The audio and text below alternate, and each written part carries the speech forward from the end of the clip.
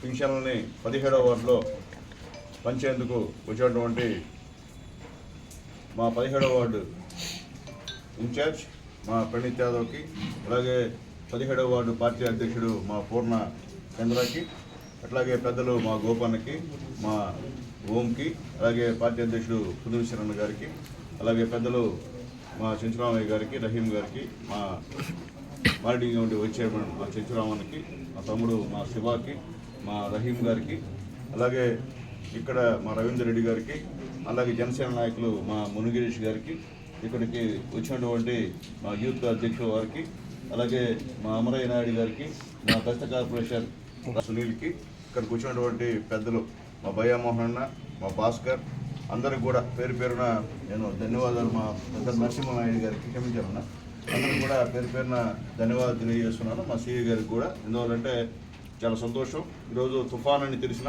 మా తెలుగుదేశం పార్టీ నాయకులు వార్డుల్లో పెన్షన్లు పంచి మళ్ళీ నా కార్యక్రమానికి అటెండ్ అయ్యారు.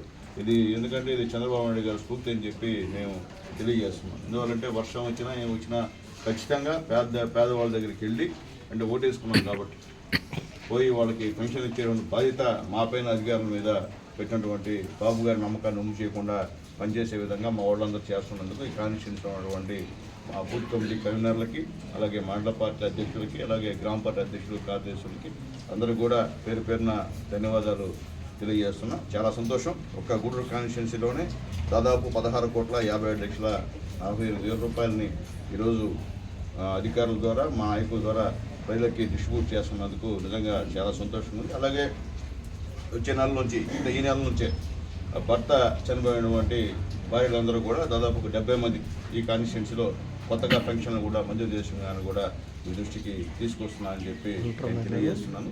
అట్లాగే చాలామంది తప్పుడు రిపోర్టు పెట్టి పెన్షన్లు తీసుకుంటున్నారు. అవి దయచేసి వాళ్ళు అట్లా చేస్తే కూడా ఇబ్బందికరమైనటువంటి పరిస్థితి.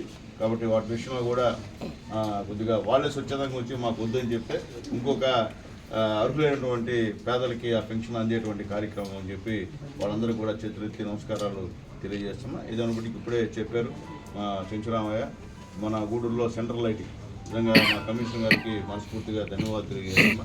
జనరల్ ఫండ్లో 70 లక్షలు పెట్టి గూడూరులో ఎప్పుడు లేని విధంగా మొట్టమొదటి నేను ఎమ్మెల్యే ఉన్నప్పుడు నేను సెంట్రల్ లైటింగ్ ఇచ్చాను అంటే కొన్ని ప్రాంతాలకి.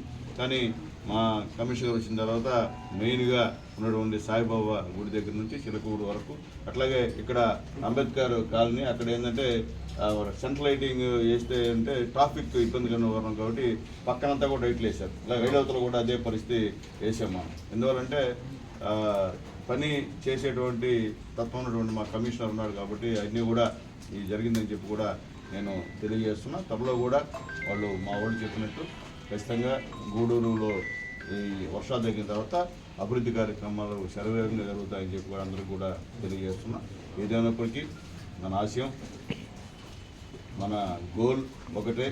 ఆ గోలు సాధించే వరకు నిరంతరం అయితే పోరాటం చేస్తానని చెప్పి కూడా మరొకసారి అందరికీ తెలియజేస్తున్నా. దీనికి ఎక్కడ కూడా తెలియజేస్తున్నా. అట్లాగే పార్టీ కార్యక్రమాల్లో సిన్సియర్గా చెప్పిన దానికన్నా రెట్టింపు ఉత్సాహంతో చేయదలుచుకున్నాం. ఎందువల్లంటే మేము చేసాం, రెట్టింపు చేసాం, మాకు ఇది కావాలా అని అధిష్టానాన్ని అడిగేందుకే నా ప్రయత్నం అని చెప్పి కూడా అందరూ కూడా తెలియజేస్తున్నా. అలాగే కేటర్లకు కూడా తెలియజేస్తున్నా.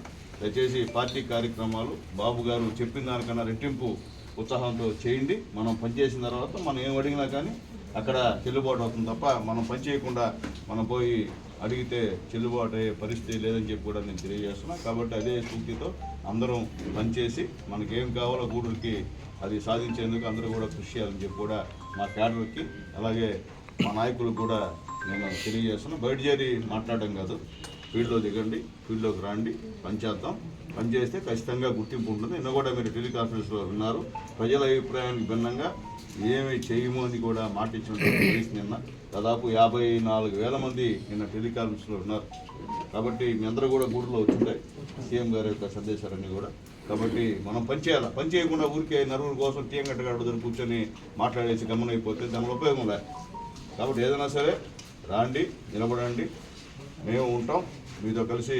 మనం ఖచ్చితంగా శాంతియుతంగా మనం డెఫినేషన్స్ ఆ యొక్క ఇన్ఛార్జ్ మంత్రి గారికి అలాగే మంత్రులకి, సీఎం గారికి, లోకేష్ బాబు గారికి ఇస్తామని చెప్పి కూడా మరొకసారి నేను తెలియజేస్తూ త్వరలో ఒక 2 నెలల్లో కొత్త పెన్షన్స్ కూడా ఇచ్చేటువంటి కార్యక్రమం. ఇప్పటికే చాలా పెన్షన్స్, కొన్ని కోట్ల విలువ చేసే పెన్షన్స్ ఈరోజు ఈ రాష్ట్ర ప్రభుత్వం చంద్రబాబు నాయుడు గారి నాయకత్వంలో ఇస్తుంది.